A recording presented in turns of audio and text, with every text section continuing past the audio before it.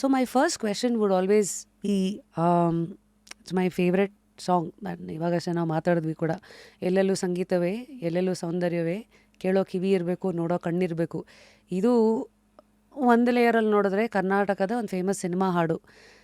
ಇದನ್ನು ಡೀಪಾಗಿ ನೋಡಿದ್ರೆ ಕೇಳೋ ಕಿವಿ ಇರಬೇಕು ನೋಡೋ ಕಣ್ಣಿರಬೇಕು, ಬರೀ ಫಿಸಿಕಲಿ ಅಲ್ಲ ಮೆಟಫಾರಿಕಲಿನೂ ಆ ಒಂದು ಸ್ಪಿರಿಚುವಲ್ ಅವೇಕನಿಂಗ್ ಇದ್ದರೆ ಎಲ್ಲ ಕಾಣಿಸುತ್ತೆ ಅಂತ.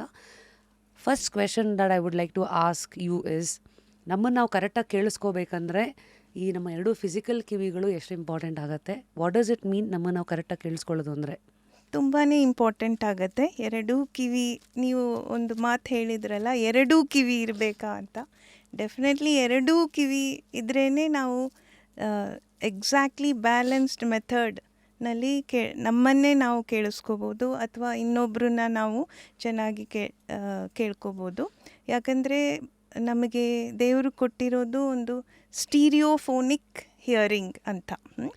ಸ್ಟೀರಿಯೋಫೋನಿಕ್ ಅಂದರೆ ಇವಾಗ ನೋಡಿ, ನೀವು ಯಾವತ್ತು ನಿಮ್ಮ ಸ್ಟುಡಿಯೋನಲ್ಲೇ ಒಂದೇ ಸ್ಪೀಕರ್ ಇಡೋದಿಲ್ಲ, ಯಾವಾಗಲೂ ನೀವು ಎರಡು ಸ್ಪೀಕರ್ ಇಡ್ತೀರಿ. ರೈಟ್ ಸ್ಪೀಕರ್ ಅಥವಾ ಲೆಫ್ಟ್ ಸ್ಪೀಕರ್ ಇದ್ರೇ ಸೌಂಡ್ ನಿಮಗೆ ಬ್ಯಾಲೆನ್ಸ್ ಆಗಿ ಕ್ಲಿಯರ್ ಆಗಿ ಬರ್ತದೆ. ಅದಲ್ಲದೆ ಇವಾಗಂತೂ 3-4 ಸ್ಪೀಕರ್ಸ್ ಎಲ್ಲ ಹೋಮ್ ಥಿಯೇಟರ್ನಲ್ಲಿ ಎಲ್ಲ ಇಡ್ತಾರಲ್ವ. ನಮಗೆ first of all direction of sound ಗೊತ್ತಾಗಬೇಕು. ಅಂದರೆ ಸೌಂಡ್ ರೈಟಿಂದ ಬರ್ತಾ ಇದೆಯೋ ಅಥವಾ ಲೆಫ್ಟಿಂದ ಬರ್ತಾ ಇದೆಯೋ ಅಥವಾ ಮೇಲೇನೋ ಕೆಳಗಡೆನೋ, ನಾವು ಎಷ್ಟು ಸಲೀಸಾಗಿ ಎಲ್ಲಿಂದ ಸೌಂಡ್ ಬರ್ತಾ ಇದೆ ಅಂತ ಎಷ್ಟು ಈಸಿಯಾಗಿ ನಾವು ಅದನ್ನು ಐಡೆಂಟಿಫೈ ಮಾಡ್ತೀವಿ.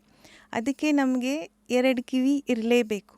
ಇವಾಗ ಒಂದು ಕಿವಿ ಇಲ್ಲ ಅಂದ್ಕೊಳ್ಳಿ, ಆವಾಗ ನಿಮಗೆ ಯಾವ ದಿಕ್ಕಿಂದ ಸೌಂಡ್ ಬರ್ತಾ ಇದೆ ಅಂತ ನಿಮಗೆ ಗೊತ್ತೇ ಆಗೋದಿಲ್ಲ. ಎಲ್ಲನೂ ನಿಮ್ಮ ಬಲಗಡೆಗೆ ಬರ್ತಾ ಇರುತ್ತೆ ಅಥವಾ ಎಲ್ಲನೂ ನಿಮ್ಮ ಎಡಗಡೆ ಕಿವಿನಲ್ಲೇ ಬರ್ತಾ ಇರುತ್ತೆ.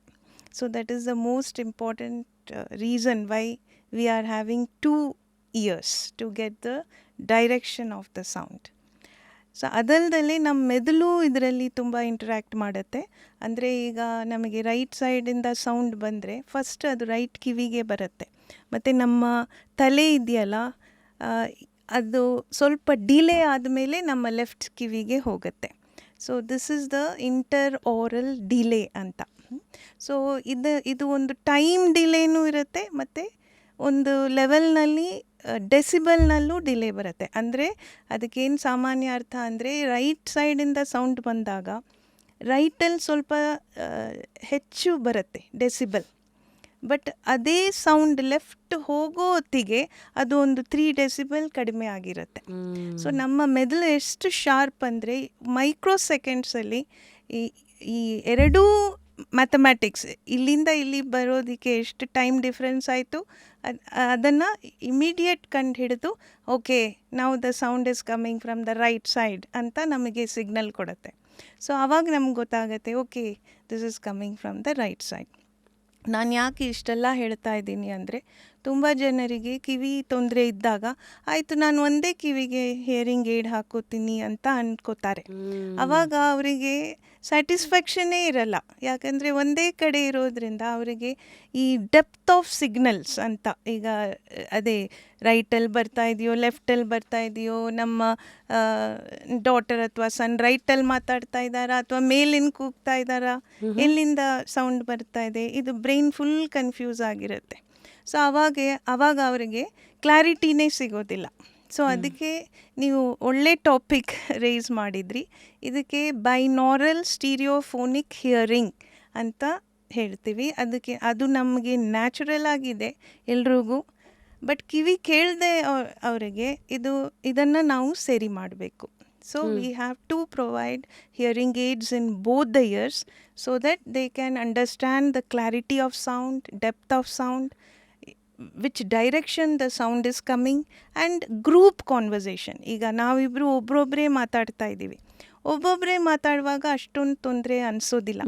ಬಟ್ ನೀವೇನೇ ಒಂದು ನಾಲ್ಕೈದು ಜನದ ಜೊತೆ ಕೂತ್ಕೊಂಡು ಮಾತಾಡಿ.